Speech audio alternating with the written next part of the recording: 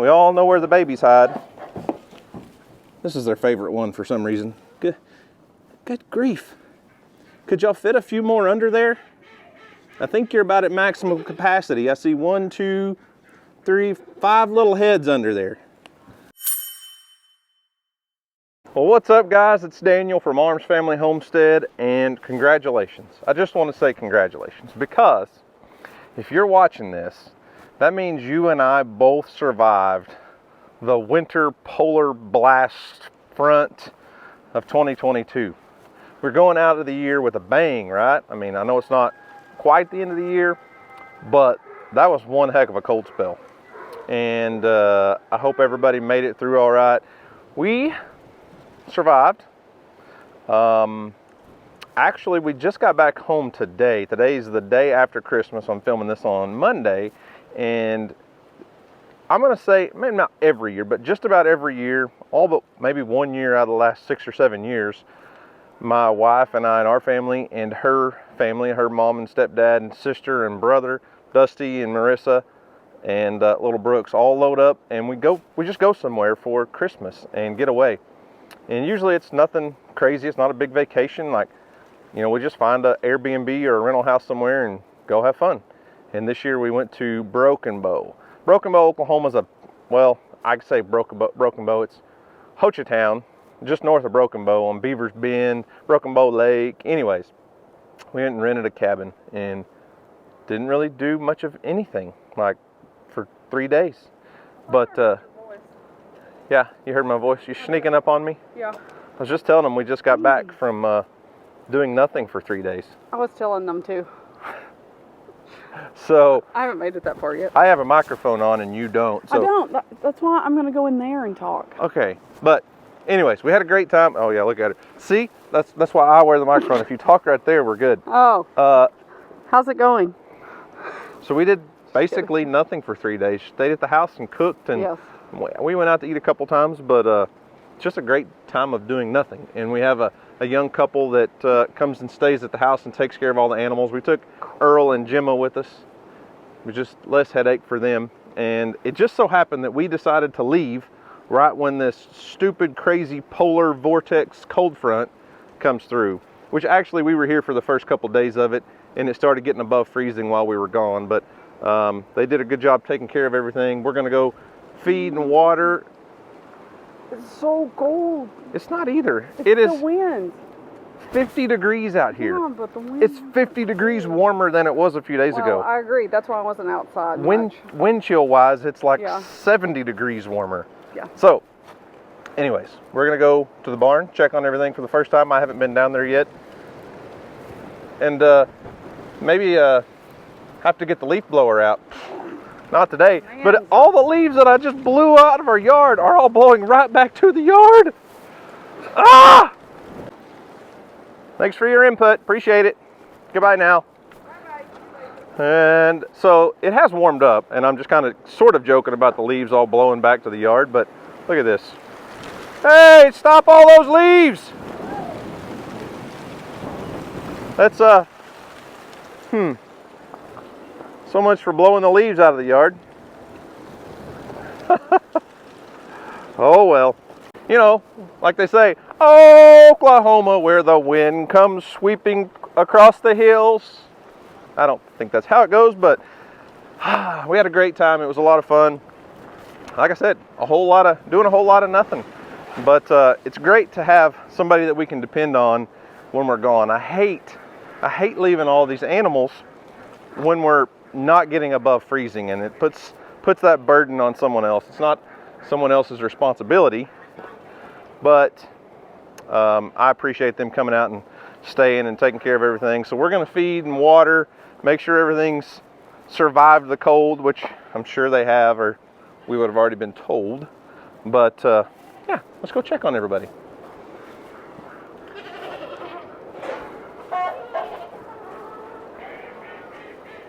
Man, that wind is ridiculous. It's literally blowing 20 to 30 miles an hour again today.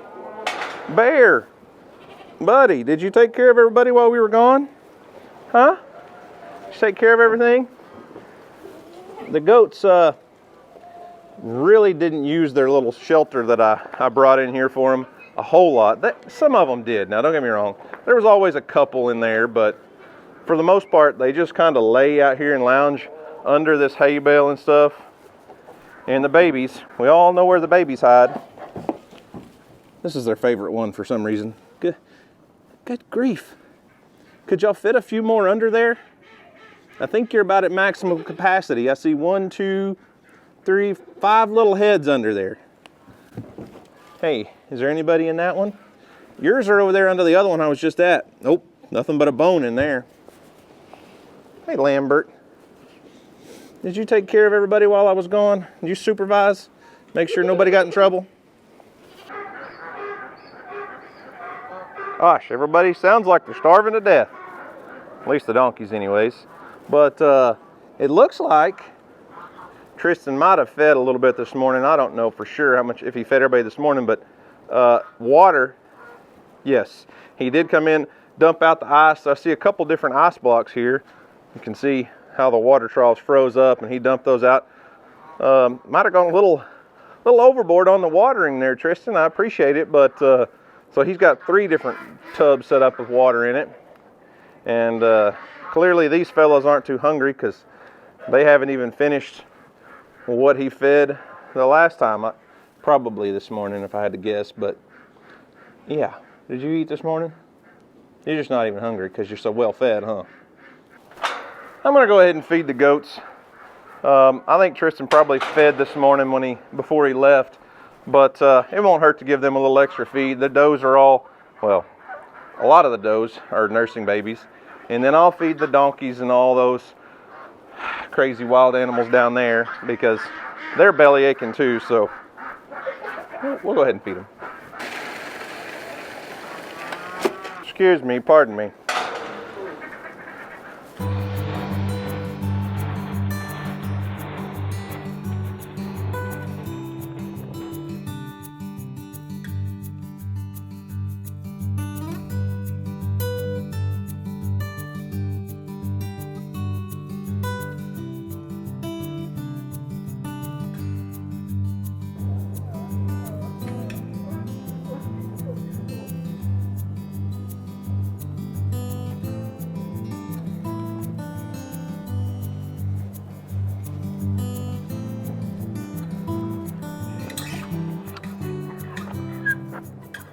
What's the matter? Phoebe, you whining at me? Huh? Why are you whining at me? Hey, Pepper.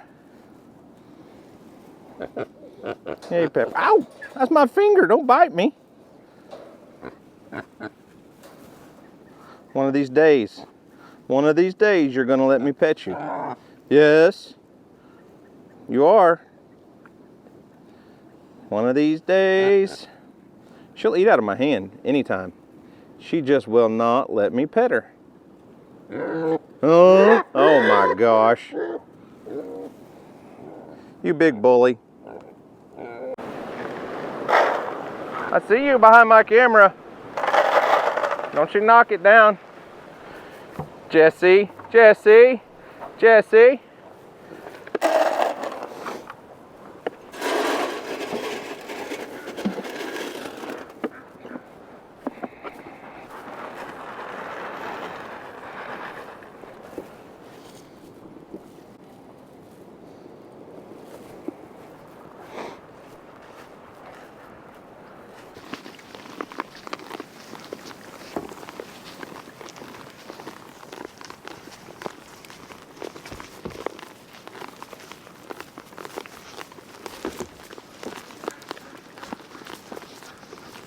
That's a lot of little donkey mouths.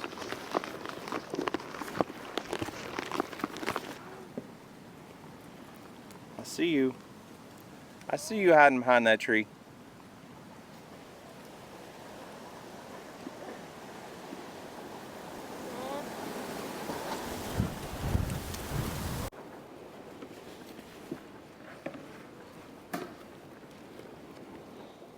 Well, it appears that everyone has made it through the cold spell just fine, even RJ over there.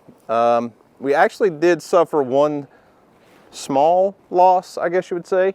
The one little baby chick, that mama hen that raised one baby chick, is probably a month old or so now. I noticed it did not make it through the storm. I don't know if the cold got to it. I doubt it was the cold. It was more than likely. It was in the goat pen around that bale of hay was where I found it. So either, here's our two options, either Bear got a little rough with it or one of the goats stepped on it. And I'm gonna venture to say there's a good chance one of the goats stepped on it, because one little baby chick in and amongst 15 goats, and when the babies all get to playing and mamas are bouncing around, anything could happen. So we lost a little baby chick, but it was just kind of odd that we even had a baby chick this time of year. I don't know what that mama hen was doing hatching out babies in winter, but she did. But everybody else has survived the cold snap just as we suspected and expected. And the wind is insane right now. I'm gonna hide under the shelter of the barn here. You can see Pepper's got her a little pig bed made here. RJ was really curious. He was watching me talk to you guys. RJ, I see some hay hanging out of your mouth, buddy. Oh, maybe one of these days he'll gentle down and let us pet him. I don't think so. Alpacas are really standoffish, and none of them that I've ever really been around like to be petted and touched. Kind of like Pepper here. Huh, they're right, Pepper. So anyways, I think we'll call it good here. Everybody's fed and healthy and happy and got fresh water. Huge thank you to Tristan and Haley for coming out and staying and taking care of everything. Water situation is always kind of a pain when it's below freezing like that, and I hate to put that off on somebody, but they did a good job and animals are all happy and healthy. So I think I'm gonna run over to the Mill Creek property and pull all of my cards out of my game cameras, because it's been several days, I don't even remember, since we moved them all around when Houston and I were over there. I know my cellular game cameras have sent me several pictures. I haven't gotten any pictures of our bobcat friend or our beaver friend on the cellular Tacticam cameras. So we're gonna go pull the cards out of the others and see what we see.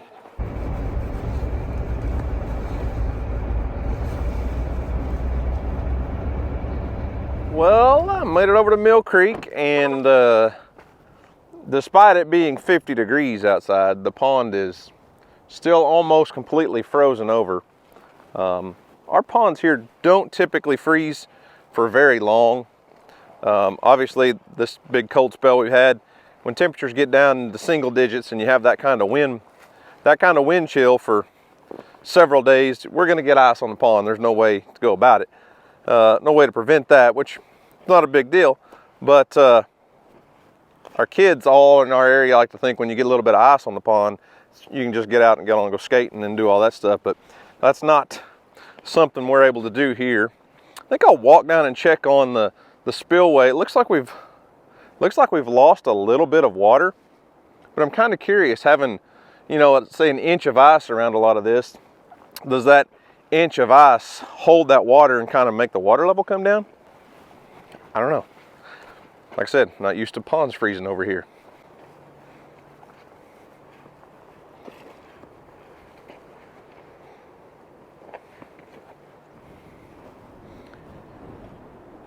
Well, I would say the water level is lower than what it was, but obviously this small area is pretty well frozen up.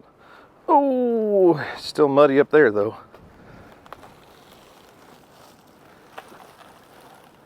Whew. Well, there's no water running into the pipe right now to speak of. I see a few little drips, but that's about it. However, the water is lower here than what it was when we were here the other day. So it'll be interesting to see.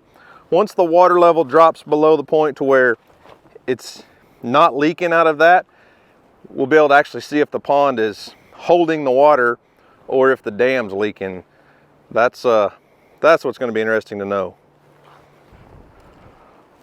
Okay, first camera. I didn't bring my computer with me today, so we'll have to pull all these cards and just take them home and see what we get.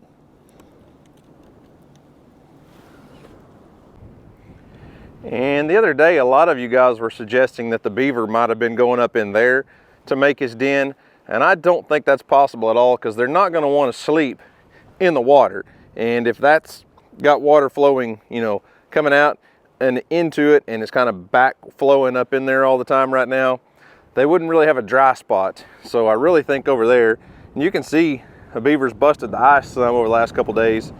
I really think that's probably where they're denning up, right there.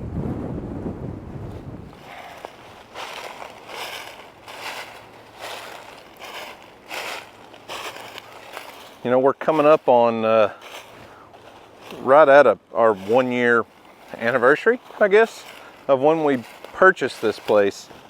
And there's still a lot of it that I haven't explored or walked or checked out. And so I'm just kind of in the timber behind the pond. I'm only probably 100 yards from the pond, but I don't know. I kind of like to get out here and check things out, see if we can find any buck sign. I saw a couple deer rubs, a couple buck rubs on a few little cedar trees back there, and just check things out and explore a couple areas of the property that I've never actually really been through. So who knows, if I find anything cool, I'll let you know.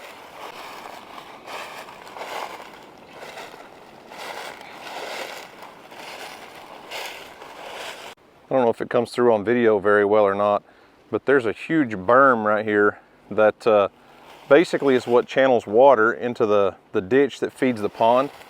But I don't think this was a natural berm. I think this was man-made back when the pond was built, because there's probably a good 4-foot elevation rise right here, and then it falls off right there into a ditch that basically feeds the pond. And I don't know, I'm always curious, like, what this place looked like when they built this pond. Obviously it wasn't all grown up the way it is now, I don't think. And what this place used to be, and why did they build such a big terrace across here to catch water? I wonder if, you know, at one time was there some sort of agriculture field back in here. Obviously some of these trees are gigantic, but most of them are, you know, way younger than the pond. But I don't know, who knows?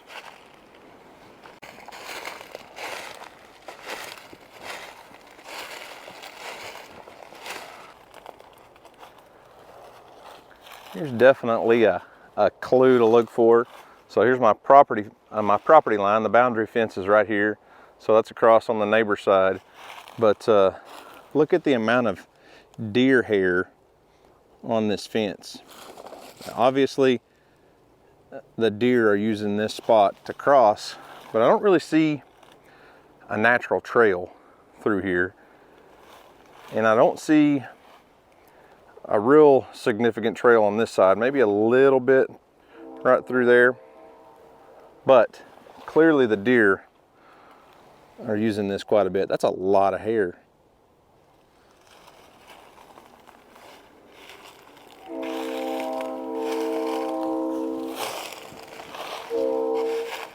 Well, I made it back to the truck, went for, I don't know, 45-minute walk out through the woods, just scouting, seeing what I could see, and quite honestly, it feels good just to be outside. I mean, the temperature's dropping, it's getting cooler. I'm gonna go home and build a fire, don't get me wrong, but being cooped up in the house for the last several days, I say cooped up, we were hanging out having fun, don't get me wrong, we were having a good time with family, but I don't do well stuck in a house very long. I don't know how some of you northerners that live where it's so cold all the time make it, because I can't stand to be trapped in a house for very long. It just, it wears on me. I'm telling you, there's something about getting out in the woods, walking around. I saw one armadillo, one possum, and that's about it. But it was worth it, and it's a good stress reliever. So anyways, I'm gonna head back to the house, put all these cards in the computer and see what we got on video. Hopefully it's something worth looking at.